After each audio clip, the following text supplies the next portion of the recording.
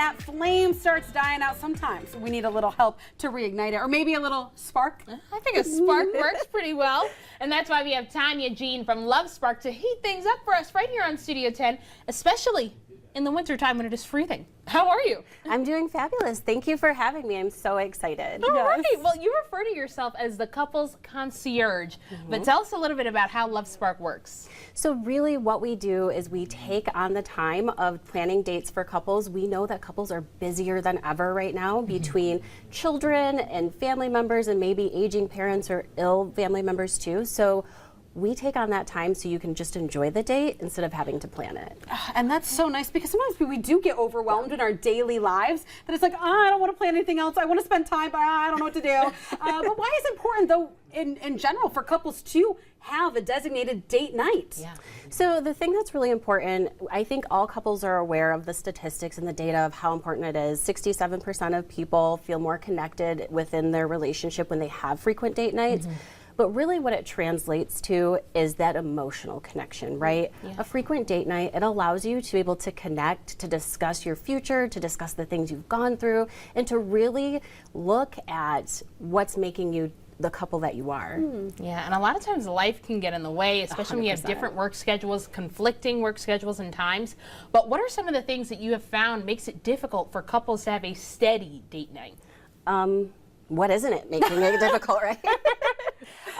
The reality is it's time, and that's why this business exists, is because it is the time that it takes to plan, from doing all of the running that people do to, you know, having to also go through all of the things to plan that date. And so it's really the time that is putting people behind the eight ball on having regular date nights. And because of that, we find that couples do a very routine date night of dinner and a movie, which is great, but it doesn't really help foster connection the way that people would expect it to. Right, absolutely, and that was what I was going to say. Is that, what do you think of like a day? Oh, we're going to see a dinner and a movie, which, like you said, very good. There's some great movies out there. We know Wicked is good, but let's something else. So tell us a little bit about some of the most remarkable or memorable dates that you have planned for couples.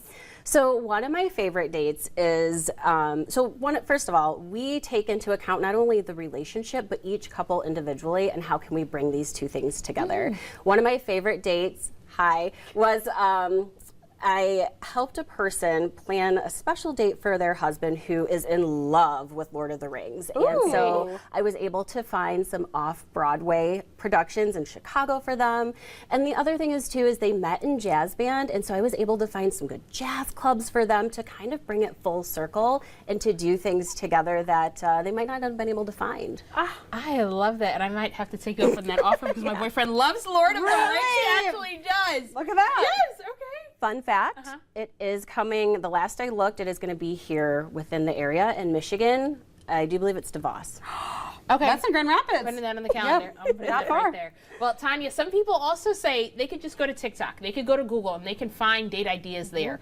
But why should people specifically work with you? I really love this question, and the truth of the matter is I had this conversation with a gentleman at a networking event not too long ago, and Google is great, right? But the problem is you get a lot of returns, and if we're talking about people who already have a lot of decision fatigue because they're doing this for work and for their jobs, now we're asking them to wade through all the returns, wade through all the reviews, and ultimately we then circle back to that routine dinner and a movie. And so what I get to do is I take on that time commitment, but also, like I said before, is I really get to take a look at the couple as who they are as a whole, and then each individual, and be able to create something super beautiful and connecting for them. Yeah, so we talked a little bit about the memorable dates, the Lord of the Rings, the jazz, but what have couples been able to say about their relationships after they've been doing these dates? Have they, you know, been more encouraged, more inspired to do more stuff like this? It really is, and it's one of those things I think sometimes that when we can get out of our own comfort zone and we have somebody who helps us do that, it really does inspire, right? That inspiration to how can I make this different? How can I do this myself? And so we're that little spark to get back your spark.